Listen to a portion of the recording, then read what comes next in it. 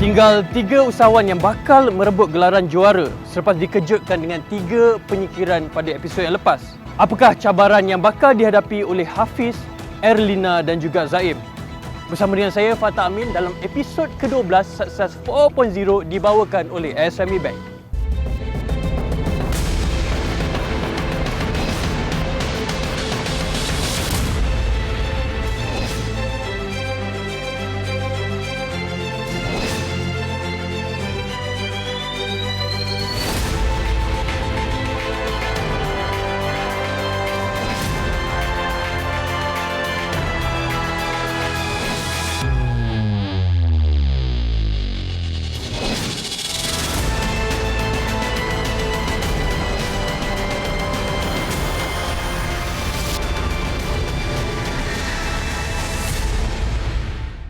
Kali ini, peserta akan berkenalan dengan 2 mentor dari 2 syarikat yang berbeza. Success 4.0 akan bersama dengan mentor pertama kita, iaitu pengerusi eksekutif TAIS Engineering Sedia Berhad, Tuan Haji Isa Ismail.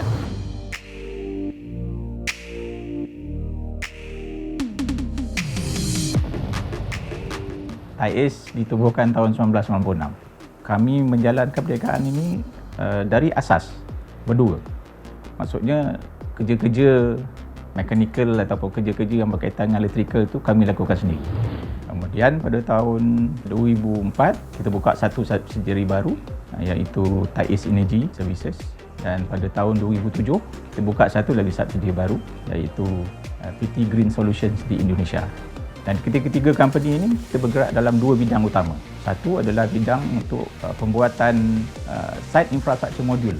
Yang keduanya, kita terlibat dalam servis untuk penyematan elektrisiti di bangunan-bangunan. Alhamdulillah, kita telah diiktiraf oleh bukan sahaja lokal, malah juga pengiktirafan internasional dari segi produk yang kita hasilkan. Saya expect bila peserta Success 4.0 ni datang dan nak tengok cara mana mereka ini siap untuk menempuh bidang perniagaan. Mungkin sedikit sebanyak pengalaman yang saya boleh kongsikan, insyaAllah boleh dijadikan sebagai panduan untuk mereka memulakan perniagaan juga.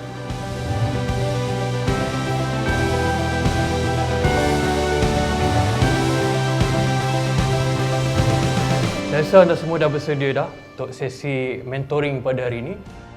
Jadi bersama dengan saya hari ini adalah Tuan Haji Isa. Apa khabar Tuan Haji Isa? Baik, Alhamdulillah. Tapi sebelum tu, saya sebenarnya ada sedikit kejutan. Okey.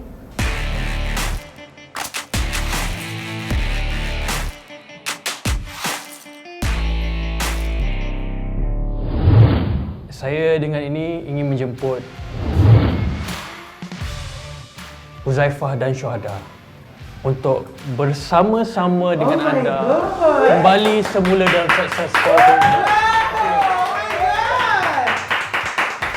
Untuk pengetahuan semua dan juga Tuan Haji Isa, mereka berdua ni sebenarnya tersingkir, tapi dipanggil semula, diserap semula ke dalam Success 4.0 kerana markah media sosial mereka yang tinggi.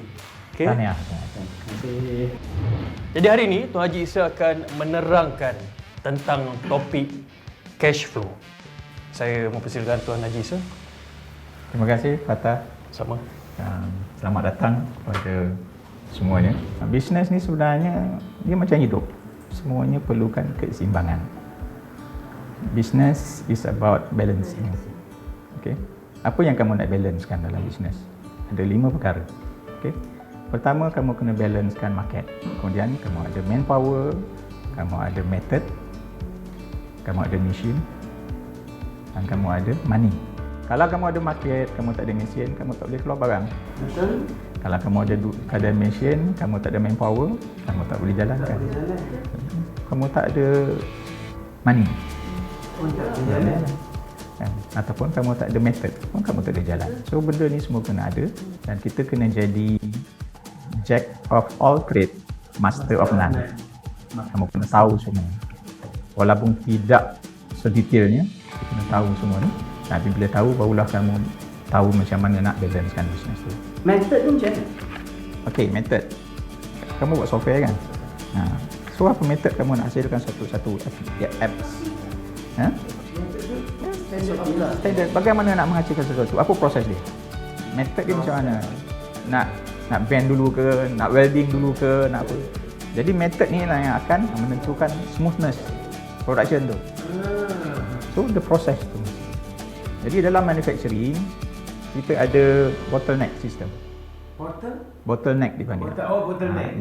Jangan sekali-kali ada bottleneck di dalam semua benda tadi tu.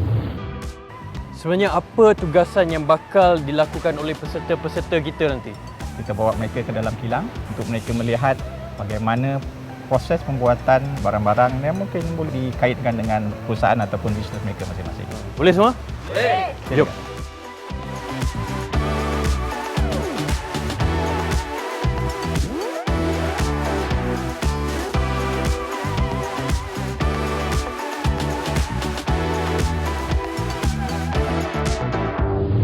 Kita akan teruskan dengan sesi ataupun tugasan yang seterusnya yang akan diberi penerangan oleh mentor kita Haji Isa.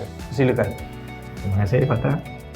Saya akan bagi assignment kepada setiap kamu untuk dibentangkan kepada saya, iaitu setiap kamu mesti buat cash flow bagi company masing-masing. Tak ada nombor rekaan, semua nombor yang betul. Itu saya akan nilai sama ada kamu benar-benar faham bagaimana untuk menjalankan bisnes dan bagaimana untuk mengawal bisnes kamu secara konsisten. Okey?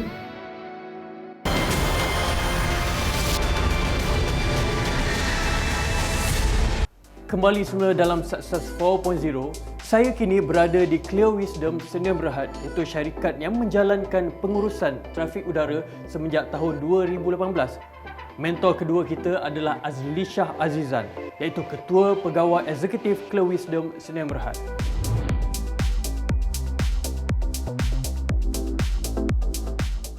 Clear Wisdom actively ditubuhkan venture into business pada tahun 2018 sebagai company yang fokus kepada aviation industry. So kita sangat-sangat fokus kepada satu saja pillar di dalam aviation, which is we call it air traffic management. Perkara yang berkaitan dengan air surveillance radar. Melibatkan teknologi atau sistem yang digunakan di ground level di airport untuk communicate dengan aircraft yang nak landing. Saya bercita-cita dengan partner saya untuk menubuhkan satu training school for ATC. Kita nak betul-betul fokus kepada air traffic controller, because bila kita provide latihan ni, is actually kita provide kepada even client and also kita punya competitors. Training adalah mandatory di dalam aviation. Jadi bila kita boleh provide this one, saya akan compliment sesiapa saja player yang ada dalam market. Apa yang saya boleh share is actually maybe pengalaman saya daripada how we set up business, we go through pitch deck. Saya harap program ni dapat betul-betul dapat bagi manfaat kepada kontestan. Kita akan memulakan sesi mentoring kita pada hari ini. Bersama dengan saya, mentor Azlishah daripada Clear Wisdom. Apa khabar? Baik. Jadi topik apa yang sebenarnya kita nak kongsi pada hari ini? Kita akan membincangkan topik pitching deck. Love this. Okey. So pitching deck ni secara ringkasnya bagaimana anda sebagai usahawan untuk membuat satu presentation slide yang ringkas, padat untuk meyakinkan para pelabur untuk melabur dalam bisnes anda. Baiklah, kalau anda semua dah bersedia, saya akan tinggalkan anda semua dengan mentor Azlishah. Baik, Fatah. Terima kasih. Saya kenalkan kepada rakan niaga saya yang saya sebut tadi, Dr. Rahiman. So, Dr. Rahiman adalah backbone kepada company Clear Wisdom, di mana kepakaran Dr. Rahiman adalah dalam bidang aviation selama lebih kurang 20 tahun. Okay, let's move on to pitching deck. Okay, investor ni ada banyak kategori. Satu is your close contact. Yang second one dipanggil kategori net worth individual. Dan yang ketiga barulah institution. So you kena tahu you punya setup, you punya business plan, you punya pitch deck dekat mana. Because it takes different preparation. Kalau ikut pengalaman tuan, apa sebenarnya yang penting perlu ada dalam pitch deck tu? Pitch deck ni jangan salah faham dengan business proposal. Okay. Business proposal kadang-kadang kita prepare sampai 50 page, 60 page. Pitch ni kalau ni is actually short time. You have to compress kan, masukkan dalam presentation material tu. Maximum is actually 10 page. Maximum. Kalau you boleh compress dalam 5 page lagi bagus. Tapi apa yang point isi penting dia, point dia. Pertama, you bagikan kepada beberapa sektor. Sektor pertama is actually who you are. Ataupun you boleh combine sekali the very first slide tu, what is your business is all about. Lepas you dah explain you punya business, you punya market research, you punya SWOT analysis, the last kali, what is my next 5 years projection. Saya tukar daripada travel agency ke kids merchandise. Jadi saya terpaksa retrench everyone and then start all over again. So macam mana tu? It's actually mindset lah. It's for myself pun kata bila ada masalah apa semua, there must be a solution. Tapi untuk capai a solution tu kita kena ada sedikit planning. And then kita execute. Then execute, you ada result. Kalau you stuck, then you revise balik tengok macam mana. Kan? So you focus energy tu terhadap macam mana nak pelbagaikan lagi you punya kids merchandise by kategori, by umur kanak-kanak. Kan? Umur ni sampai ni buat apa dia nak. Daripada you bersedih. Hari-hari bangun menangis COVID. Dan boleh share sikit tak macam tips untuk handle rejection untuk macam kulit tebal dalam bisnes ni? You kena tanam dalam diri you, tak apa, this is me trying my luck. Kalau dia baik di idea, unlucky. Kalau dia tak baik pun, dia got nothing to do with your business. The more you get rejected, mana kata laluan you cari dana tu akan sampai ke the right investor yang betul-betul minat dengan bisnes you. Bila you jumpa dengan investor yang berminat dengan bisnes you, dia bukan setakat bagi duit, dia akan promote you punya bisnes. Dia tahu dia tak duit kat you, aku ada tolong seorang ni lah, dia ni kau cuba tengok dalam Shopee dengan ni sambal ni apa semua. Kalau dia call 500 orang, can you imagine? So macam macam dapat assistant contact semua sekali. Yes. Maksudnya cakap this is better, it's not for me. That's it. Tutup buku, move on. Contohnya macam kita dah dapat fundraising tu, kita raise fund. Tiba-tiba kita buat benda lain, itu bukan buat pinjam je. So macam tu macam mana? Itu bergantung kepada apa kontrak you masa you ambil dana tu. Kan. So maksudnya kalau dia bagi kat you just as a law grant, is actually you cannot run away. You memang kena follow program dia. Kan. So tapi kalau loan is up to you. So this is where our creativity as a business owner comes. Kan apa aku boleh buat supaya aku boleh sustain, aku boleh survive dan nanti bisnes aku boom balik, aku bayar balik duit ni. Sebab tu pentingnya pitch deck yang saya nak ni nanti. Masa you ada projection, you ada plan nak jadi apa. Bila orang shopping, kadang-kadang orang akan rasa problem tau sebab now pandemic orang nak queuing up, tu masalah. At the same time, kalau tudung orang tak boleh nak rasa. Jadi inilah yang nak buat, itu merging online dan offline together. Ini adalah lori saya. Bagaimana online tu dia beli dekat sistem online, dia akan terus dapat data dan saya hantar melalui lori. Dan lori ni terus hantar, integrate kepada customer. And how from your side to improve my pitch deck. Jangan tekan hati ya. Saya bagi Belanli ya. That is a lousy punya pitch deck. You jangan buat pitch deck yang gambar bergerak, mulut bergerak, I tak tahu nak tengok mana satu. I tak masuk apa pun you cakap tadi. Faham. I nak fokus lori bergerak, apa semua. And tapi ni pun bergerak juga. Yes. You masuk tadi, you macam machine gun. Benda tu jalan, mulut you jalan, tu. Lalu I pitam. So you jangan buat macam tu. Tugasan yang akan diberikan oleh Clear Wisdom adalah menyiapkan pitch deck untuk bisnes masing-masing. Alright. Harap masing-masing esok dapat menyiapkan pitch deck untuk dibentangkan dan kita akan buat task review. So kita wrap lah for today. Terima kasih.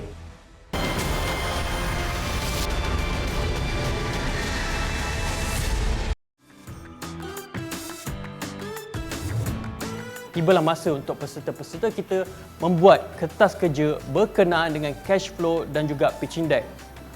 Mampukah peserta-peserta kita memikat hati kedua-dua mentor untuk menjadi pelabur mereka? Jom kita sama-sama saksikan. So ini adalah produk kami yang mana businesses untuk dia guna sistem kita perlu pergi ke website dekat www.pinjam.co. Dengan platform ni, customer boleh tengok details of the product dan juga dia boleh set dan bayar online. Kita buat subscription plan. Kita macam Netflix tu dia bayar bulan-bulan. Yang kita dapat, which is kita tak ambil commission, kita expect bulan starting bulan Jun kita dapat 150. Dan kita nak raise 1 million angel round in return of 10% of Unitation Right, our company. Itu saja daripada saya. Terima kasih.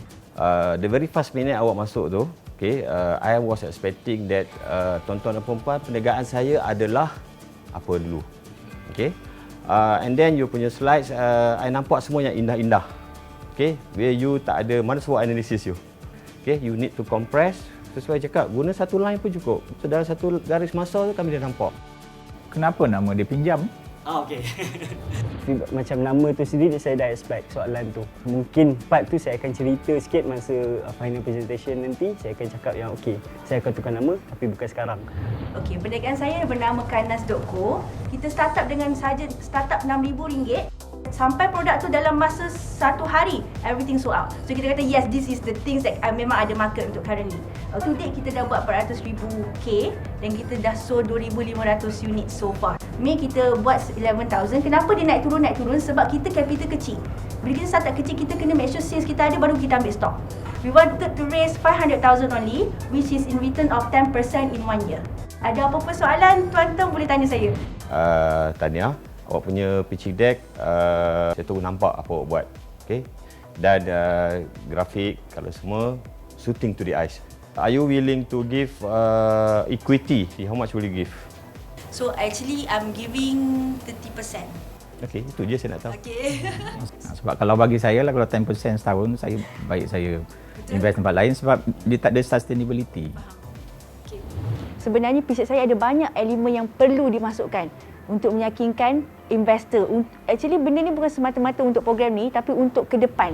Jadi perintah kawalan pergerakan terlalu banyak problem dengan SOP yang merata-rata. Inilah solusinya, Omni-Channel Mobile Marketplace Fast Fashion Company. Di mana konsep store, kita gabung dengan online store, kita adakan fashion truck. Kalau North Tour, fashion truck dan juga South Tour, saya berjaya dapatkan 30,000 dalam masa 3 hari. Dan 4 hari, South Tour saya boleh dapat 40,000. Anda boleh lihat bagaimanakah 156,000 saya dapat dengan jualan daripada agent, jualan daripada Diva Squad dan juga daripada gudang store. Saya hanya mahu meminta 1 juta daripada anda semua dan in return saya akan berikan RM300,000 dalam masa 12 bulan. Any question? Anda boleh forward kepada saya. Okay, Hafiz. Diva. Yes. Ambil nafas. Okay, satu persembahan, belajar untuk pause. Okay, awak start pada kilometer pertama sampai kilometer 100, kan? Awak perlu je kami. Okay, you one section, you explain, okay, you pause dulu. Yang tu satu. Your pitching deck improvise a lot, tapi saya masih nampak pitching deck yang tidak ada analisis. Bagus your current sale apa semua okey, tapi are you confident that with just one product benda ni akan berkekalan? The demand will still be there walaupun you tukar corak dia apa semua kan. I seriously learn so much thing with them and I suka pendekatan iaitu di mana mereka mendengar dan mereka memberi komentar dengan baik.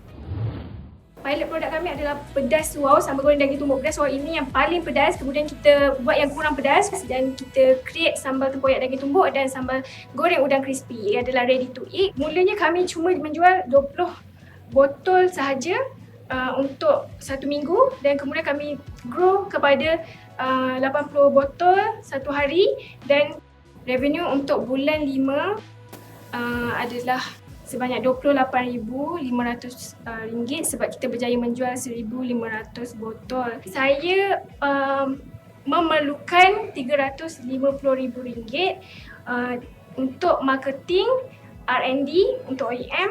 Itu sahaja dari saya. Terima kasih. Ada soalan? Masalah yang awak hadapi sekarang adalah marketing. Okay, which is awak punya sales revenue. Kapasiti yang awak ada, awak boleh produce 3,600 botol sebulan. Tapi awak punya sales tidak mencapai 3,600 sebulan. Betul. Betul. Betul ke? Betul lah. Sebab kamu tadi kata 3,600 tak boleh produce sebab ada kekangan manpower. Sebab maksudnya bila tak ada demand, saya pun tak push untuk staff produce more. Alright. Jadi maksudnya kamu boleh lah. Betul lah kan? Okay. Jadi itu yang saya nampak lah. Maksudnya loophole dia adalah dekat sales and marketing. Okay? So ini yang investor akan tengok. Okay. Kan you masih lagi boleh gunakan whatever you have to get a lot more profit.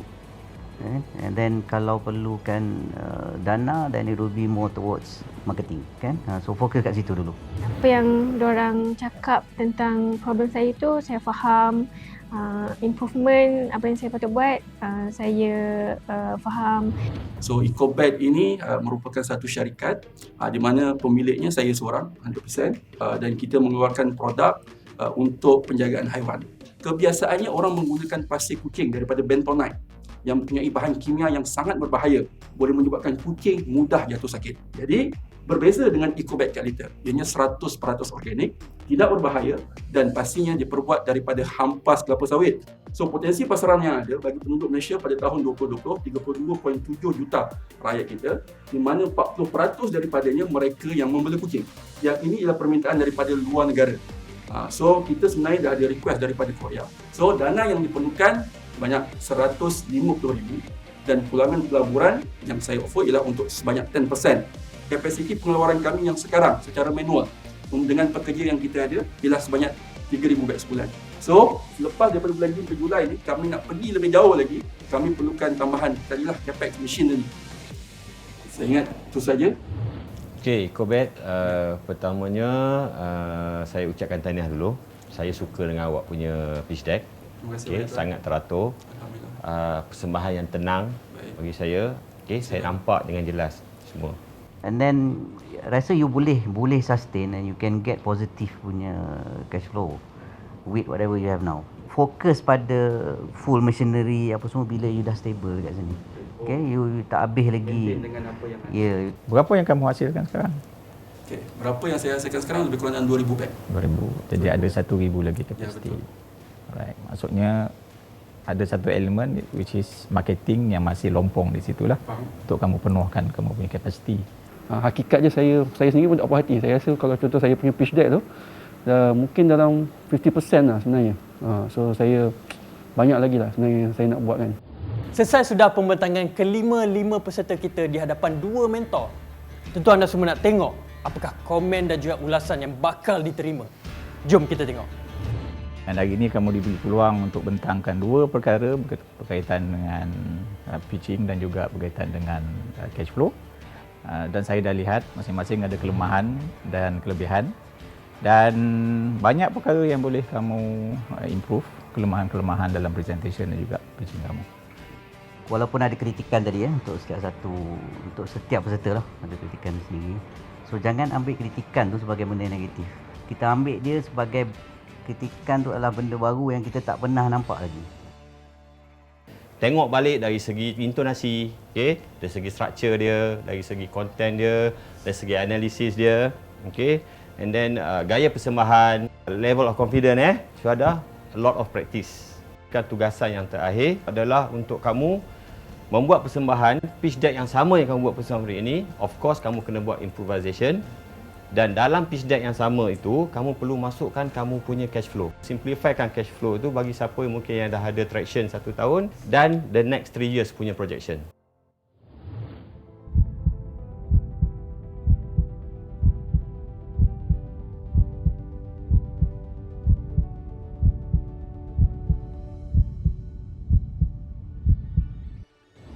Terkejut, tapi dalam masa yang sama sebenarnya terus terang cakap macam happy. Happy tu sebab 3 orang rasa macam ketat sikit. So bila 5 orang ni dia punya suasana dia beza.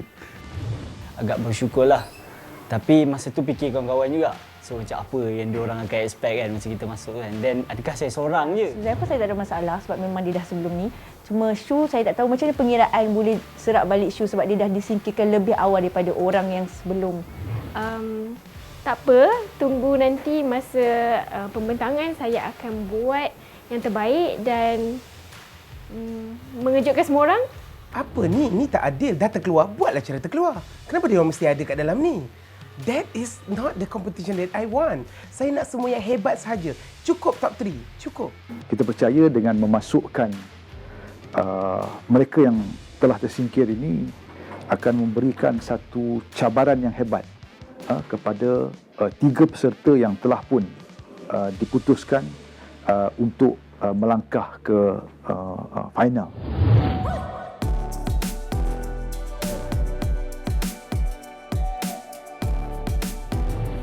Sekian saja untuk episod ke-12 Success 4.0 dibawakan oleh SME Bank.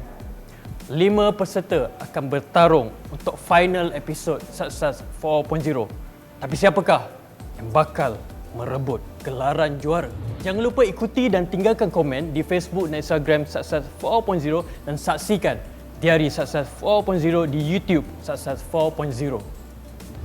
Kepada penonton di rumah, jangan lupa saksikan program ini di hari dan waktu yang sama di Esrawani. Kita jumpa lagi. Assalamualaikum.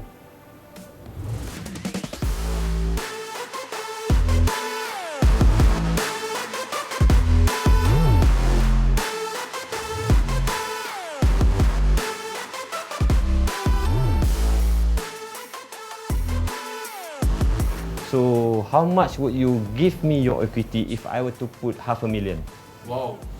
When an investor asks something like that, means that dia dah nampak dah potential. Saya rela untuk lepaskan sekurang-kurangnya 20% daripada saya punya share. Okay. So untuk pergi lebih jauh lagi. Okay. Yang terakhir, kamu kena ada satu slide kamu kena letak. Jika kamu menang wang RM50,000 itu, apa yang kamu akan buat dengan wang tersebut? Okay? Tahniah untuk